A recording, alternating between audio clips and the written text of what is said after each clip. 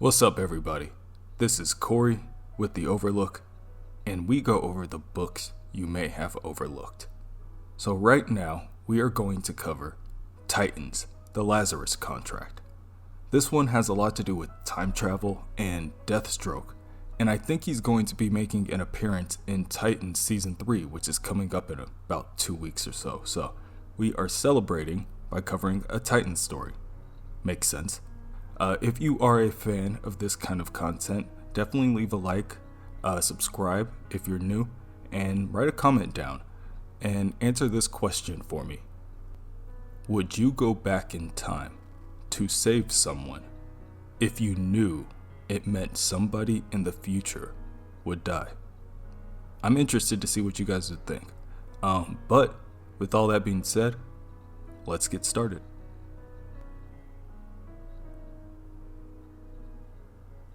There was a battle on Hatton Corners. The Teen Titans were outmatched in every way. The ground was shattered. The cars were overturned. Both Kid Flash and Aqualad were unconscious. Robin was the next to go down. Speedy attempted to shoot an arrow to take out their attacker, but the villain caught it without looking. The villain boasted that Hive made him faster and stronger than before, and now nothing can stop him. He's the Ravager, and he's practically invincible. But by a sick twist of fate, something happened to Ravager. Out of nowhere, the villain doubled back in pain and dropped both Robin and the arrow in his hands before clutching onto his chest. He had a heart attack. Seconds later, Ravager collapses. Kid Flash was the first to his side, but it was already too late. "Grant!" called out the villain Deathstroke before running to Ravager and kneeling by his side. Deathstroke was Ravager's hero, so much so that he modeled his persona after the mercenary. The boy had no idea that it was the father he hated. "Can you hear me, boy? What have you done?" Deathstroke asks as he slides up his son's mask. Did we get them? Did we kill the Teen Titans?" Ravager asked. Deathstroke went silent. "Yeah," Deathstroke finally replied. "Yeah, you got them all, son." That was years ago. That was the day Deathstroke swore his revenge on the Teen Titans. About 3 days ago, Slade Wilson woke up in a hospital bed in the middle of Los Angeles. A well-put-together elderly man was the only one there to greet him. "Welcome back," the man said flatly. "Jackass." Wintergreen?" Slade groans as he focuses his vision. "I presume the operation was a success?" "What operation?" "The corneal transplant. That Dr. Villain bloke flew all the way here to Los Angeles with a donor cornea." Slade sat himself up in the bed and grabbed onto the medical IV stand to brace himself as he stood to his feet. "Who was the donor?" The doctor didn't say, only that you won't need any anti-rejection meds due to your rapid healing. You know, Slade, most blind men, given their sight back, tend to be rather more delighted. Slade ignored the comment and began equipping his Deathstroke armor. Get the jet ready. New York. Wintergreen refocuses the subject. Yes, Rose, your daughter, is in stable condition. Joseph, your son, is in rehab. Your surviving son, Grant, is still dead. In your delirium, you kept calling his name. That and New Flash, whatever that bullocks means. About an hour ago, in New York, the Titans had a small problem on their hands. They were told that they would be fighting Hive agents, or at least mercenaries hired by Hive. But Lilith Clay, the telepathic hero known as Omen, found out otherwise. She scanned the minds of their opponents and found that there was no trace of Hive on the surface level of their thoughts or even hidden. Other than Omen, the team is composed of Wally West, the former Kid Flash, as well as the former Robin, now known as Nightwing, Donna Troy, the former Wonder Girl, Arsenal, the former Speedy, and Tempest, the former Aqualad. None of them are too pleased that their time has been wasted. Nightwing grabbed one of the armored goons and slammed him onto the wall before demanding to know who they are and who hired them. The goon told Nightwing that the person who hired them had a message. He said, "The deal is off." And he said his name was Lazarus. The very utterance of the name shocked Nightwing enough to loosen his grasp and drop the goon to the floor. The rest of the team asked him what was wrong, but he wouldn't answer. And before they could prod any deeper, they all noticed Wally was gone. Now, the Flash is being withstrained within an undisclosed location. As he slowly wakes up, he realizes that there are metal bindings strapping him down to a treadmill and are shocking him with varying volts of electricity, causing the muscles in his legs to run involuntarily. "The hell is this?" he groans. "How did I get here? What? Where am I?" Suddenly, a grainy voice speaks out from a nearby intercom. "Name?" it asks directly. "I'm Wally West," the Flash says honestly.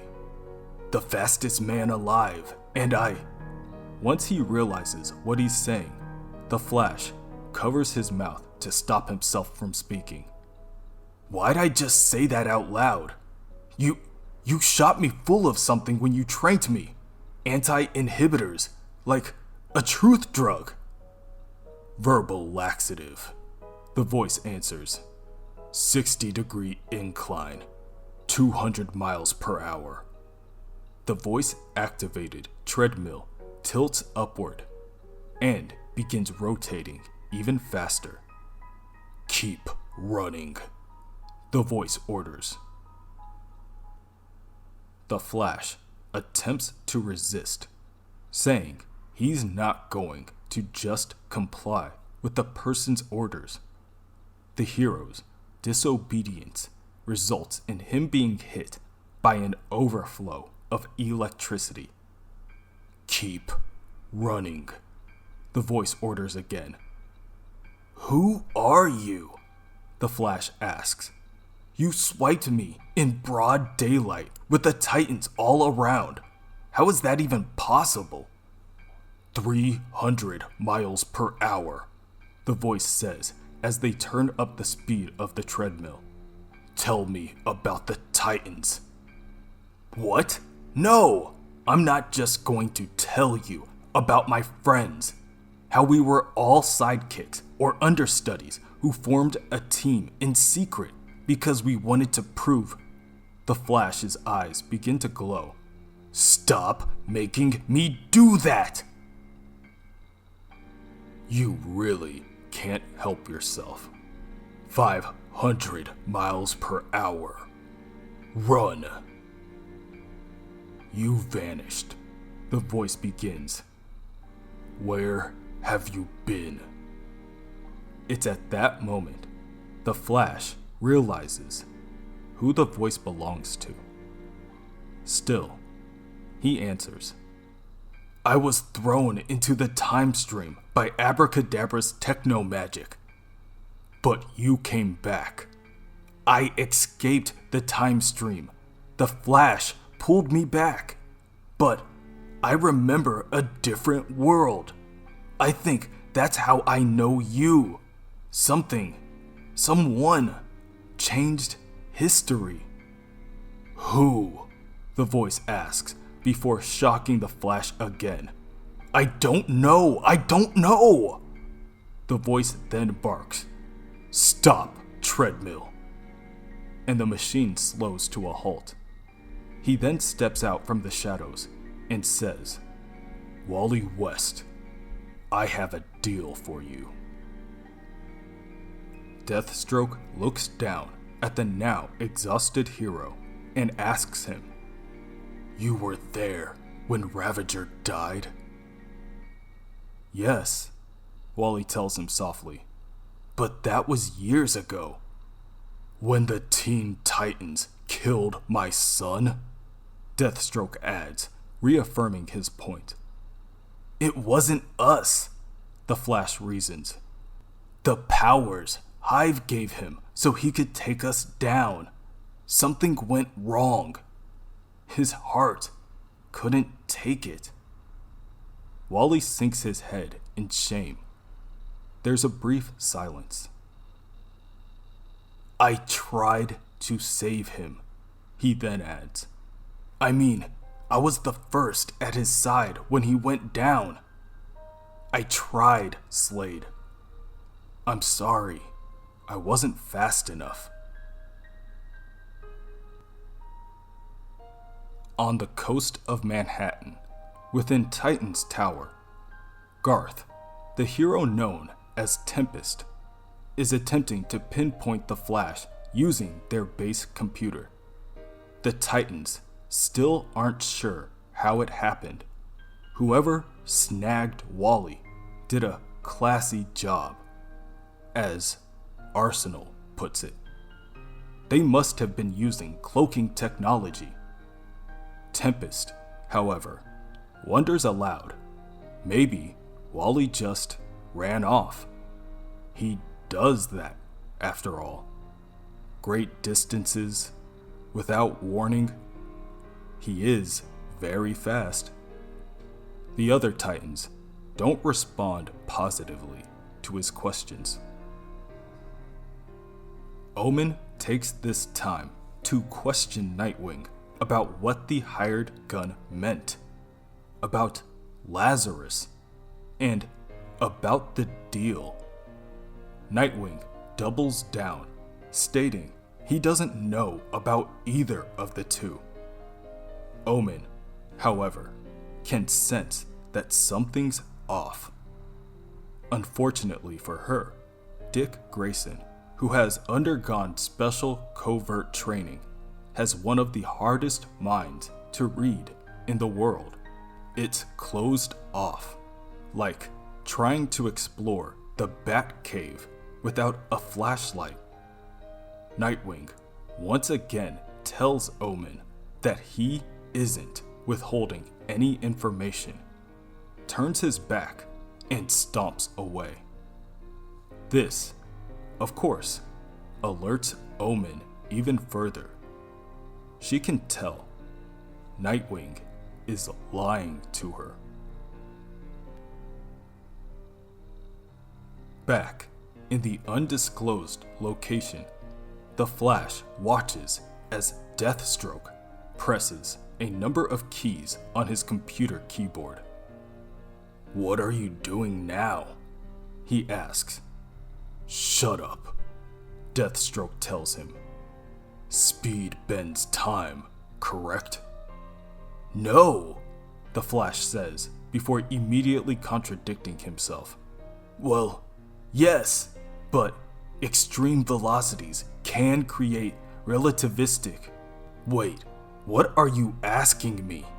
the Flash questions, interrupting himself. Deathstroke, still focused on the computer, asks a follow-up question. "You and your flashes, you can use your speed force for time travel, theoretically?" "Yes," the Flash says truthfully, "but we don't, because it's... oh God." It's at that moment the Flash realizes Deathstroke's true intentions. "Don't, Slade, don't.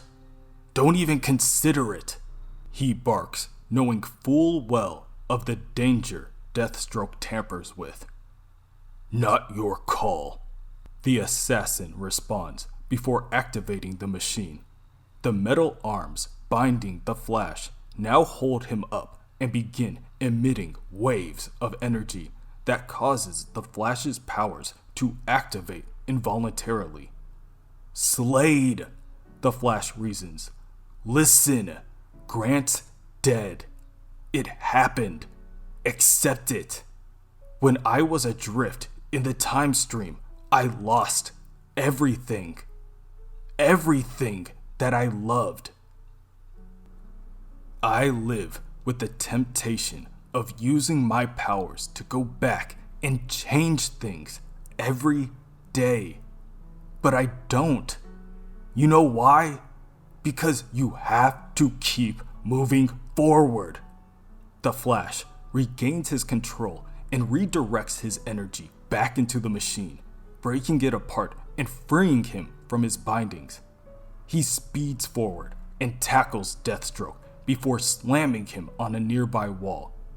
"Listen to me, Slade. Messing with time could screw up the world in ways you can't imagine. You have to focus on the future, not the past. Build a new life, not try to bring an old one back. The alternative is too risky. For you, maybe," Deathstroke grunts. He throws a jab, but it is easily countered. "You have this great power, this speed force, but you don't have a clue how to use it. Speed is wasted on you." "It's over, Slade," the Flash says confidently.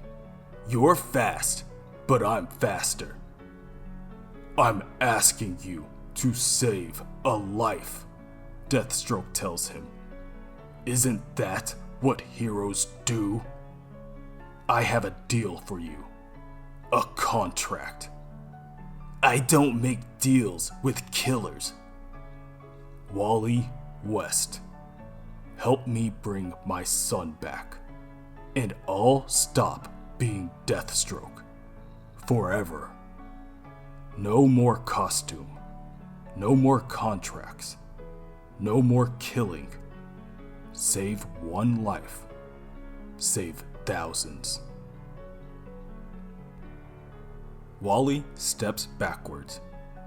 I'm sorry, Slade. I won't help you I can't. No matter how badly I want to. Deathstroke slides his hand up the wall behind him until he finds a hidden lever that reveals and opens a secret door leading to a small room. I figured, he says flatly. No matter, I've got what I needed from you, and I secured a contingency. It is at that moment the door opens fully, revealing the exact same machine the Flash was strapped to, except this one is holding Kid Flash. And he has a question. You're Wally West? How can you be Wally West? I'm Wally West.